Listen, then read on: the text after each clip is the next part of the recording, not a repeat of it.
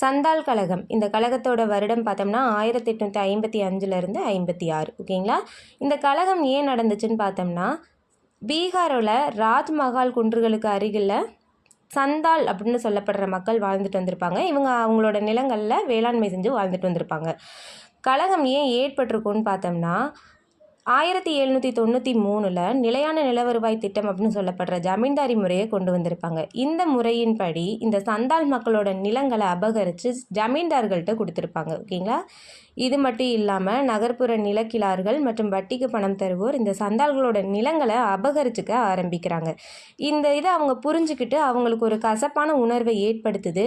1856ல் ஆயுதம் ஏந்திய புரட்சிக்கு அவங்கள கூட்டிகிட்டு போகுது. ஓகேங்களா.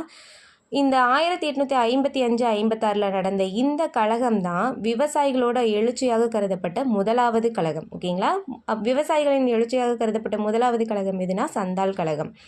இப்போ இவங்க என்ன பண்ணுறாங்கன்னா, சந்தால் சகோதரர்கள் 2 பேரோட தலைமையின் கீழே 10,000 வீரர்கள் ஒன்று கூடுறாங்க. ஓகேங்களா. ஆங்கிலேயர்களுக்கு எதிராக அந்த சந்தால் சகோதரர்கள் யாருன்னு பார்த்தோம்னா சித்து மற்றும் கங்கு. ஓகேங்களா. சித்து மற்றும் கங்கு இந்த வீரர்கள்லாம் ஒன்று கூடுறதுனால இந்த கூட்டத்தினருடைய புரட்சி 1 மாதத்துக்குள்ள வலிமையான சக்தியை பெறுது. ஓகேங்களா. ஒரு மாதத்துக்குள்ள. இதனால் ஐரோப்பிய பண்ணையாளர்கள், ஆங்கிலேய அலுவலர்கள், ரயில்வே பொறியாளர்கள், ஜமீன்தார்கள் மற்றும் வட்டிக்கு பணம் கொடுப்போர் ஆகிய அனைவரும் புரட்சியாளர்களால் தாக்கப்படுறாங்க. இந்த புரட்சி பிப்ரவரி 1856 வரைக்கும் தொடருது. ஓகேங்களா. இப்போ இந்த கழகத்தை கடுமையாக அடக்குறாங்க. புரட்சியோட தலைவர்களை கைது செஞ்சிட்றாங்க. அதுக்கப்புறம் இதை தொடர்ந்து சந்தால்கள் வசித்த பகுதியை சந்தால் பர்கானா அப்படின்னு அரசு அறிவிக்குது. ஓகேங்களா.